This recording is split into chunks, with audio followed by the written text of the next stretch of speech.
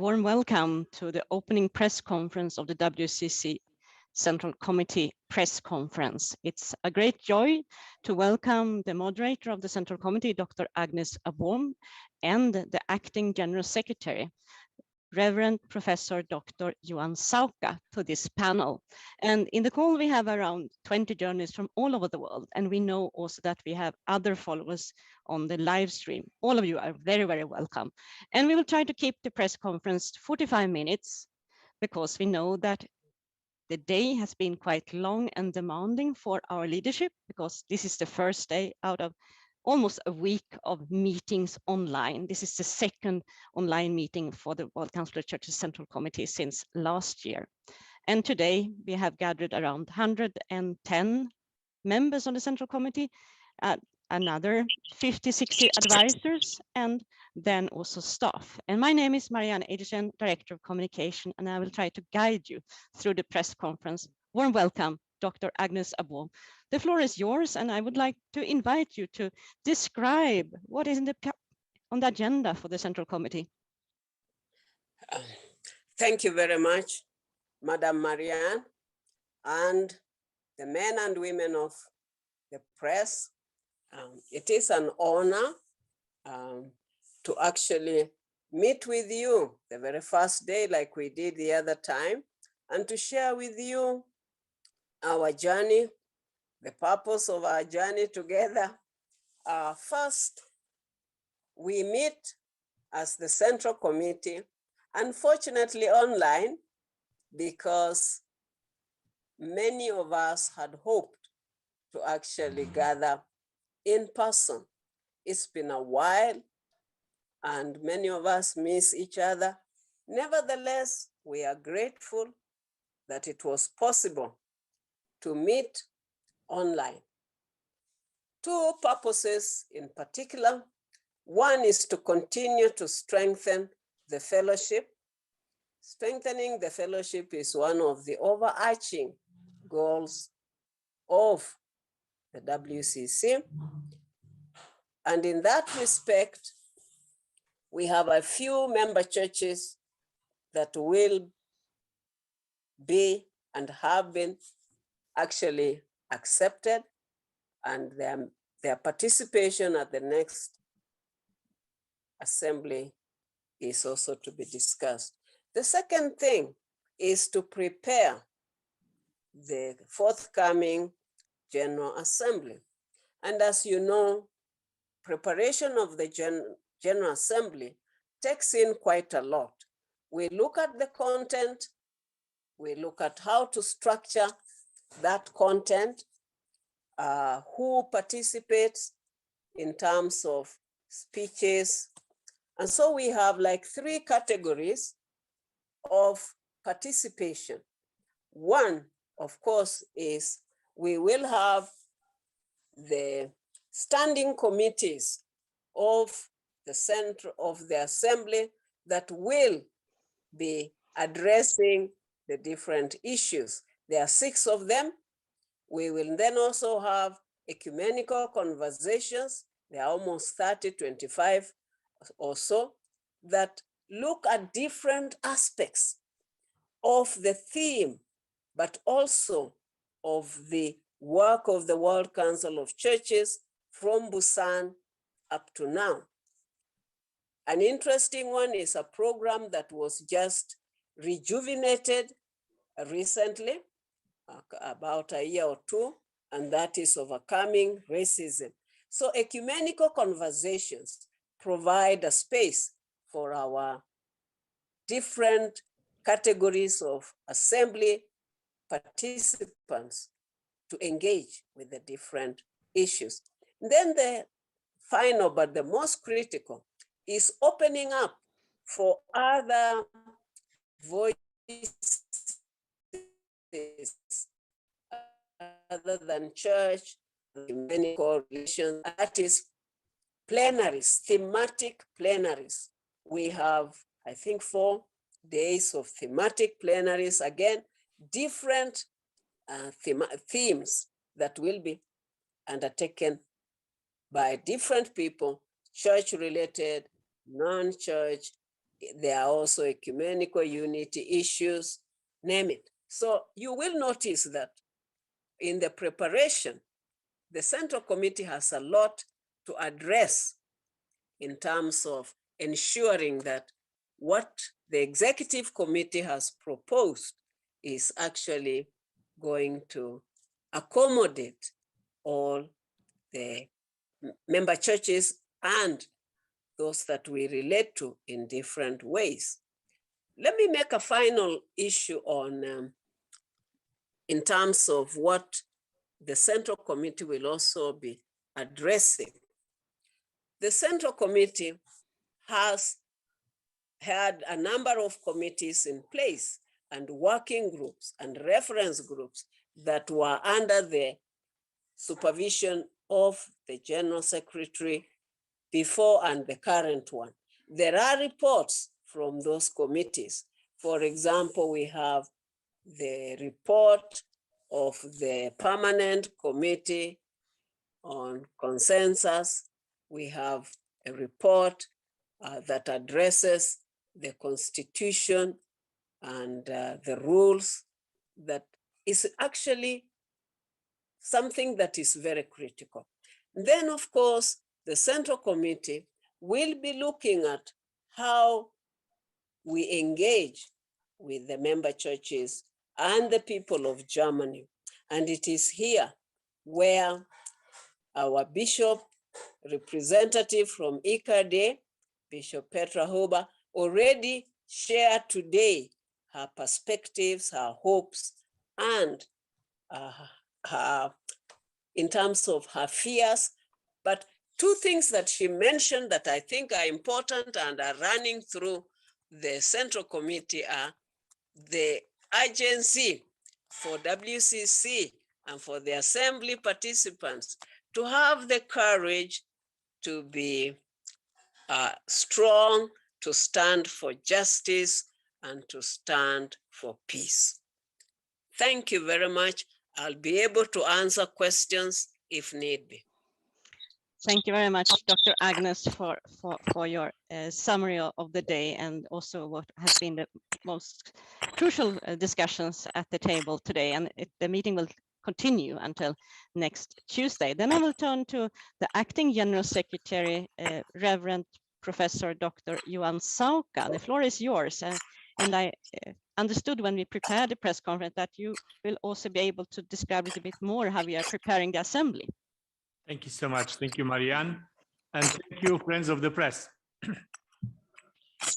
I also regretted that we could not meet in person as we have liked and then as we decided. But thanks God, we have other means now to meet with one another through new technologies, to pray, to share, and also to advance together on the pilgrimage of justice and peace for the assembly. I shared briefly with you what I shared with the Central Committee as a background context. I'm always amazed how much we achieved during this time of pandemic within so many challenges. And I express gratitude to the fellowship of our member churches, which did a great work during this time.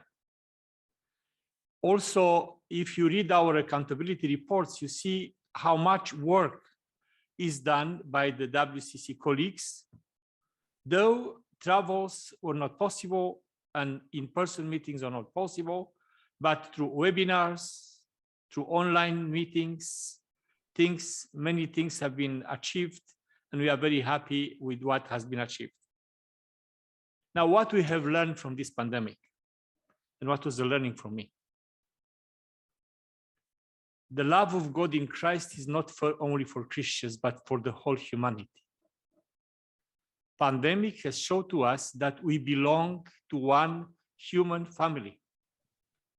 The virus does not have boundaries, does not look at confession, does not look at colors, does not look at religious faith. It touches humanity. Because from our theological perspective, we are all created by one God.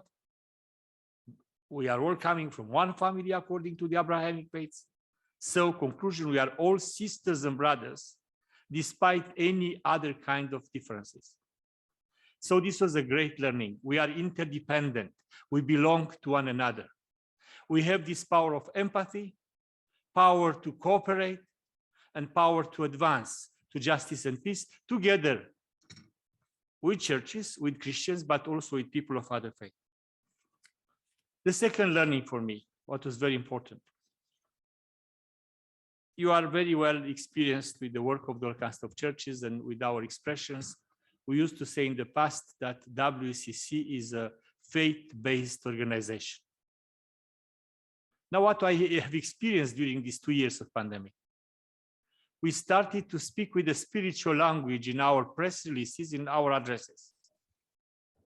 And this had a tremendous impact on our people, because people from our community started to say, we understand your language. You speak our language. And the spiritual language did not touch only Christians, but also people of other faith. So as a conclusion now, I said, and then the Central Committee today affirmed through the speakers, that WCC during this time is not considered only a faith-based organization, but a spiritual-based organization. An ecumenical spirituality is that engine which fuels, will give us enthusiasm and moves us together.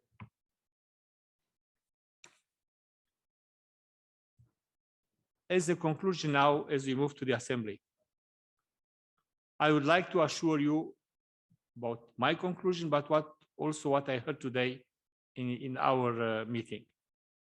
The pandemic cannot stop us from having an assembly. Churches in Germany, the government of Germany, with all authorities, are doing their best to ensure that we'll have an assembly. Will be a smaller number of people or a bigger number of people as we planned. This is to be monitored in the months to come. But we will have an assembly, and I believe in that, and we all believe that we'll have an assembly. Because what is needed now, more than ever, is to come to affirm our interdependence, our solidarity, and that word which comes from the theme of the assembly, love. The love of Christ moves the world to reconciliation and unity. More than ever, we need reconciliation and unity, and to come together on the basis of love. Now to conclude, as acting General Secretary, I committed myself to insist on preparation of the assembly, because the assembly gives future and direction to the work and life of WCC for the next 8 years to come. And all my energy is concentrating on having a good assembly. But as time is moving on, I also am interested now and committed to ensure that after the assembly and after I finish my mandate, WCC continues to have a solid structure to continue the work. So following the decision of the Executive Committee in November 2021, we open important leadership positions of colleagues whose contract come to an end because of the age of retirement. So we have now the position of Director for Unity and Mission, Program Director of Public Witness and Diaconia, and then 2 Commission Directors of Faith and Order and of Mission Evangelism. So 2 positions are now posted, open, and announced. And I'll be grateful if you can share with whoever you think it's fit to apply, because we need good candidates to assure a great, solid future for the WCC after the assembly. So thank you very much for listening. I'm also ready to answer any questions that you may have. Thank you very much, Father Sauka, for a very positive and future-oriented report. And then it's time to open up for questions from media present in this call and also following on our YouTube channel, because we know that the internet capacity is not very good all over the world. So we have also received a request from a journalist from Madagascar. So we have the questions ready, and during the time, the other journalists in the call are able to raise your hand or ask in the chat. Feel free. But I think I will turn over to my colleague Marcelo Schneider to ask the questions from our journalists in Madagascar. Thank you, Mariana. This comes from a colleague of ours, journalist from Madagascar's Vololoniana Razo Avelo Nerina, who is experiencing heavy weather conditions there in Madagascar. So she asked us to ask these questions during the press conference. She sent this in written form. The first question is, how confident is the World Council of Churches in protecting the delegates coming in person to the assembly from contracting the coronavirus during their stay in Karlsruhe? And the second question that can be seen together with the first one, what will happen if the quorum is not met in the assembly because of several delegates might be refused to entry visa to attend the meeting due to non-conformity of vaccines with respect to the global government's regulations? Thank you, Marcelo. Maybe we could divide the two questions, that when it's coming to the quorum to Dr. Agnes, and then Father Sauka when it's coming to the security and the safety protocol in place. The floor is yours, Dr. Agnes Sabum. Thank you very much, Marianne. And we wish the people of Madagascar a better weather. They are in our prayers. Going straight back to her question or his question, I think the issue is this. We have worked around 3 possible scenarios of participation. The minimum is, of course, as the acting general secretary put it, is the absolute minimum, meaning the mandated delegations, the delegates of the member churches. I think that is very important. Nevertheless, we have received a lot of support from the ICADE and the member churches and the government, both the federal government and the state government. So I believe when it comes to issues of accessing the assembly as a delegate will not be difficult if the member church adheres to the logistical instructions of when and how to apply for visa, to make sure that the whole issue of corona protocols are observed. And therefore, I would really say, Marcelo, please do talk to the churches in this kind of circumstances to start early, to make sure that they have vaccinations, they have boosters, name it. We are assured by our member churches in ICADE, the government of Germany, that whoever will meet the standards, the requirements, will be able to participate. Let me conclude. As the acting general secretary rightly put it, we are very hopeful, if not more hopeful than ever, that this assembly will take place in Karlsruhe. And we know that we will not only be working with the minimum numbers of delegates, but we will be far more. So we know we have 2 major churches in Madagascar. In fact, I think there are 3. They should prepare their delegations to actually attend. Thank you. Thank you, Dr. Agnes Abum. Then we turn to the acting general secretary for this, Johan Thank you Sauka. so much. Thank you. Now, sorry if I may complete here and there things. We have already 90% of applications from member churches, which is unprecedented. Which means churches want to come together. Churches are committed to come together. We didn't have such numbers of applications in the past. Secondly, in November, we met with both church authorities and government authorities in Germany. From both sides, we said we are doing our best to be sure assembly will take place. from the government side said, if you have any problems with visa, let us know which embassy creates problems, and we approach directly those embassies. But as our moderators have said, people have to be vaccinated. This is a condition. And the second thing, to apply for visa in time, not 2 weeks before the assembly, because nobody can help anymore. And this is the problem with some of the member churches. They apply in the last minute and then they don't get visa. We have to work on that. Now, concretely in Germany, we will have, if necessary, daily tests.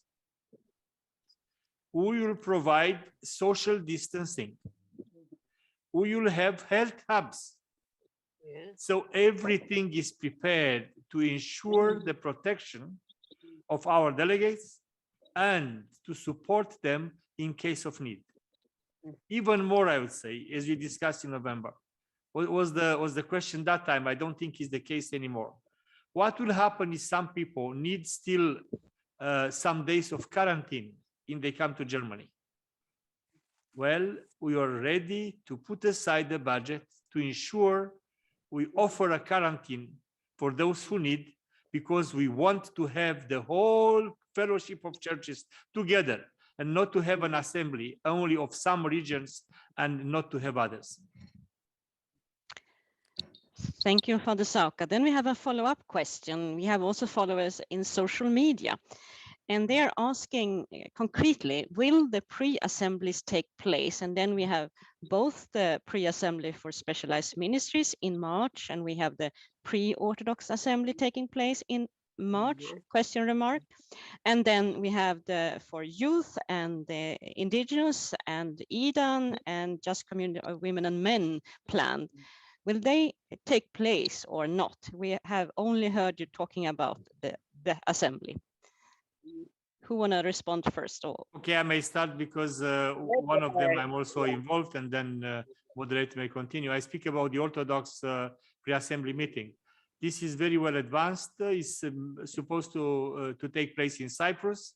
We believe strongly that this will take place as planned, but we can never see what may happen in a month's time. This is always a possibility to have online, but as it is now, this will happen. And all the others will happen as well. What is worrying for me, however, we are 7 months before the assembly. Right. And we have lots of gatherings coming up, and we have to provide human resources and preparations, which takes a lot of time. And we are few staff. That's why I'm also concerned about my colleagues, about staffing. But at the same time, I'm very grateful. They are very hardworking, and we do our best to have these preparatory meetings to have good impact on the assembly. thank you for the Sauka. I should return to Dr. Agnes Aboum. Yeah, thank you very much for that very important question, because pre-assemblies actually are the sources of the meat that feeds the assembly. And therefore their being held is very critical. We have maybe 3 different types of assemblies: specialized issue-related assemblies like people living with a disability, IDAN, or indigenous people. We have confessional families like the Orthodox, but more important also are regional pre-assemblies, where each geographical region looks at assembly, prepares its candidates to fellowship and to accompany each other in solidarity, not just to look at their own issues, but to also articulate their own narratives in relationship to the specific theme of the assembly. Thank you. Thank you very much. We haven't received any questions from the journalists in the Zoom call at the moment, but we have more from social media. So I will continue with the question from social media, if you don't mind. And this is from an ecumenical friend, not a delegate, and asking, how is it possible for us who is not delegates to follow the assembly taking place in Karlsruhe? Any plans to share at this point, Father Sauka? I think you can better respond to that because Yes. how do you join Yeah. online? I'm not a specialist in that. I'm very much in person. I'm in favor of in person, but you are the specialist for online. So I will respond to that question, that we will do our best to make as much as possible accessible online for the entire fellowship, to be part of the prayer life, be part of the thematic plenaries, business plenaries, and also other side events. So that's a promise from our side, and we will try to realize that together with the leadership. Then I think we have a few other questions. Maybe Marcelo, you have one more. Actually, I don't. I haven't seen anything on the YouTube discussion here, and also from the participants in the call. Do we have any questions from the journalists in this call? It's around 20. From maybe a question from Germany. Jan Habermann, the floor is yours.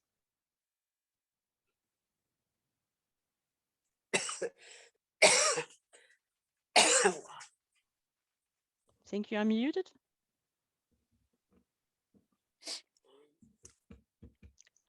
Then we have one more question from social media, and this is to Dr. Agnes Aboum regarding the most important decision to be taken at the Central Committee the next coming days, because the meeting takes place from 9 to 15 of February. So what is the most important decision from your point of view as the moderator? Thank you very much. A number of them are quite critical, but I would say moving forward, and the fact that the assembly, as the acting general secretary rightly put it, is our priority, is for us to receive the go-ahead from the CC, the Central Committee, of the draft list of leadership of committees of the assembly, of the various ecumenical conversations. That allows us to move forward concretely with engaging, and it's quite not a very small list. So that would be one of those critical decisions. I think I'll leave Father to identify the other one because he had mentioned it in his presentation.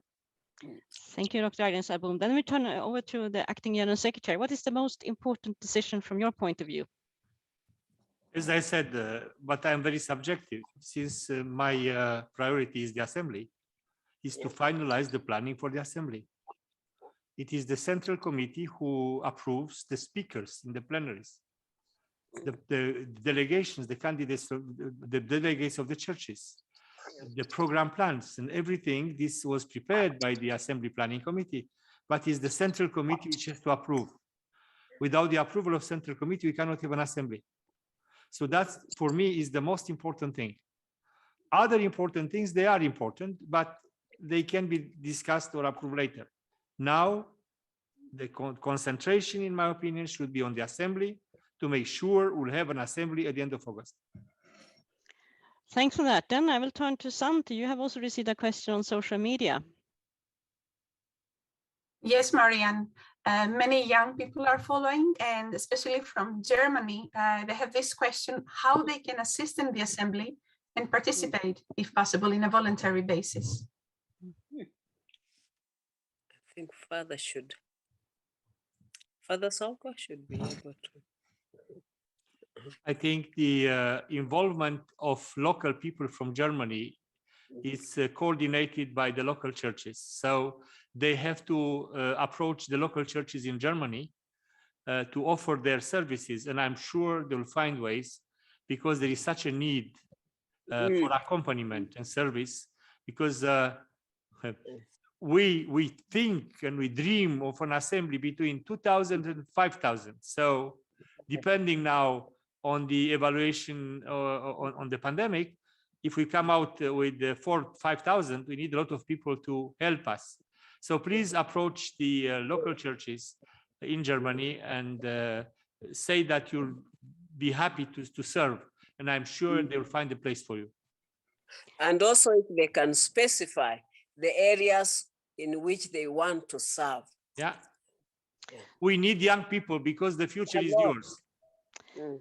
Thank you for that. Then we have a follow-up question. This is the third assembly taking place in Europe. The first 1948, the second Uppsala 68, and now Karlsruhe. The church landscape looks a little bit different nowadays. The churches are growing in global south. What kind of impact do you think the assembly could have in the church landscape in the European region? I don't know which one want to take that question. Yeah, let me start, and then Father Sauka, the DG, the acting GS can follow. I think this third assembly was very purposely decided upon to be in Europe and in Germany. Now, the reasons are many, but I'll mention a couple. One, the church in Germany has a history of accompanying the ecumenical movement since its foundation in terms of structures and around the globe. Secondly, it's a church that is wrestling with the modern issues facing Europe and doing it in a much more creative way than perhaps some others. What are some of those issues? Migration, refugees, racism, employment, name it. But also, thirdly, Europe is facing a change in its landscape, as you have said. It's no longer monolithic in terms of languages. It is no longer monolithic in terms of faith, like denominations, like our director, Madame Marianne, used to come from a country that was basically a Viking, basically Lutheran, no more. You find very strong Orthodox families, you find Pentecostals. I mean, so from a demographic perspective to an ecclesiastic perspective, there is a tremendous, tremendous change. My fourth point, we are coming to Europe because some of the problems we thought were just global south problems are actually European problems. What are those problems? The call to evangelism, transformative discipleship. Europe needs to be evangelized. People need to know Christ afresh. So as you say, the church landscape, yes, is different. But we have also seen over the years a revival in the life of the church in Europe. We have seen revival. And that for me, because there is a fallacy and a falsehood to present Europe as really dead spiritually. Wrong. Europe is alive. Europe has a history to share of faith with the new Christian communities that are very suspended. They are not rooted in their faith. Thank you. Thank you, Dr. Agnes Abon. Then we turn to the acting general secretary for the SOCA. When we chose in the past locations for the assembly, we didn't go to prosperous or deeply spiritual countries because they have big numbers of Christians. But we chose the country to say there is a need to go there. Yes.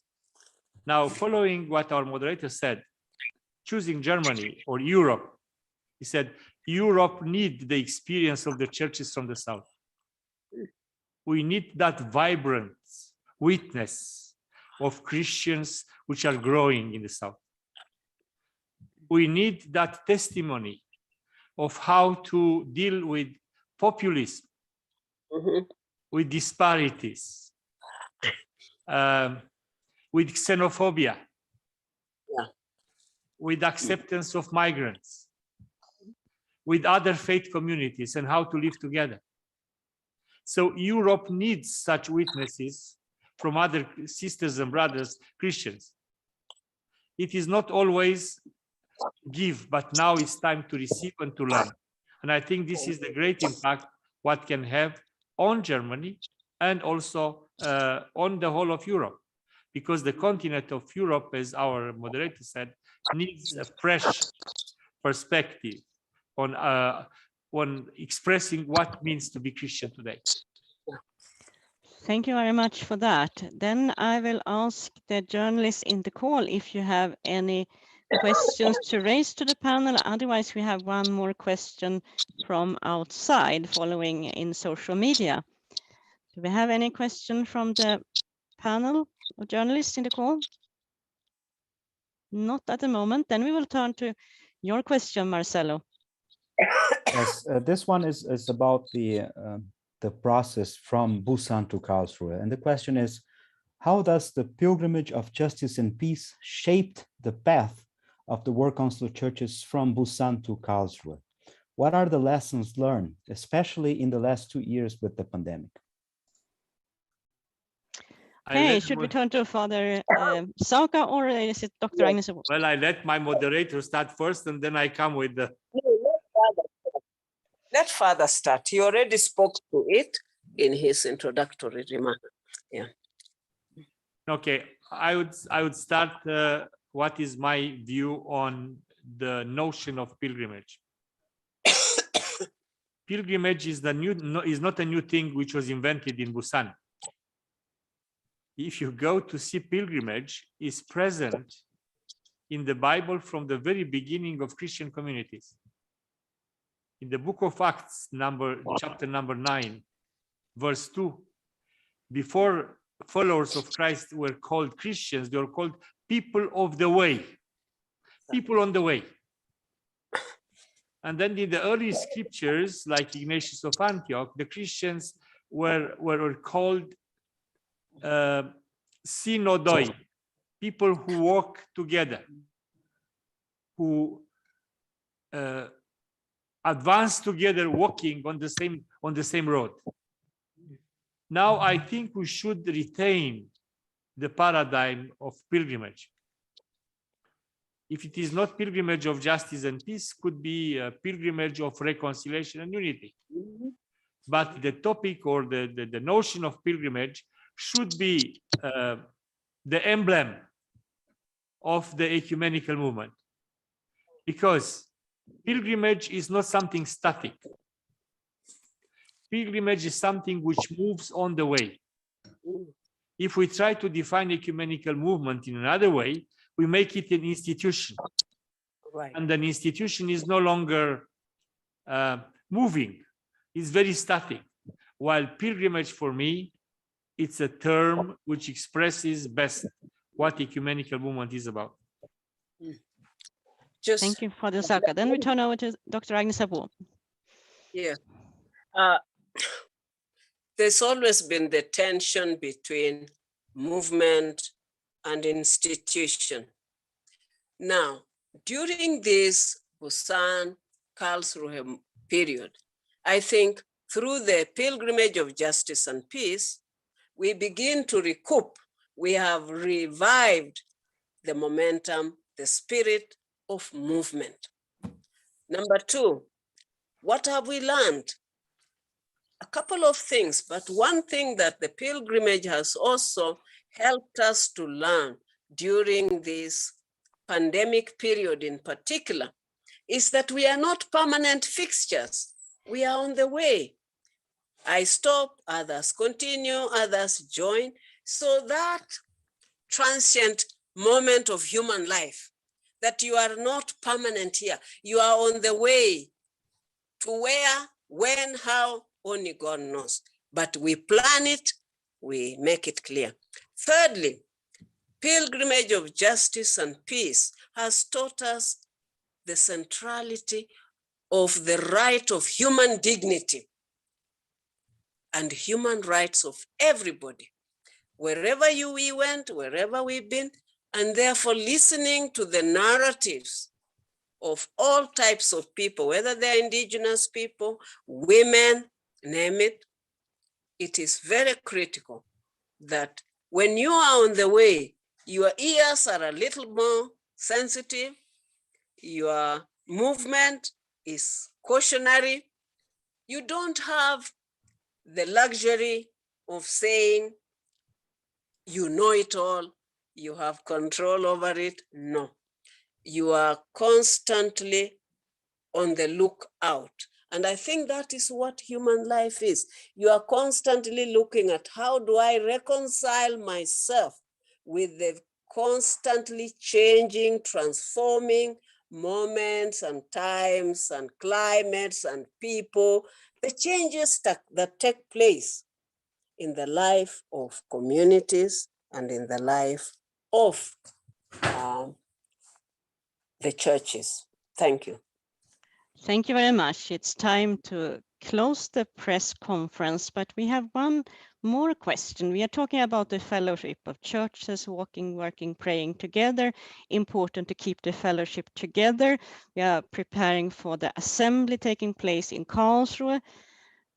And we know that both of you have been serving almost entire life in the ecumenical movement, but how did you get involved and when? Because we know that many are getting involved through a position as steward or communicator or as a BOSSE student. So I would like to start with Father Sauka. How did you get involved in the ecumenical movement? After 12 years of studies in Romania on systematic theology and ecumenism, I came to BOSSE for 6 months. And that experience changed all my life, because I realized all I learned from books is not the same what you learn when you live with other people. And that made me a fully ecumenical person, not losing my identity, but keeping what I am with openness to the others. Okay. And I returned after some years to Geneva, and I ended up back in BOSSE as professor from 1998, from 2001 as director, and I'm still here, retiring from the BOSSE Ecumenical Institute.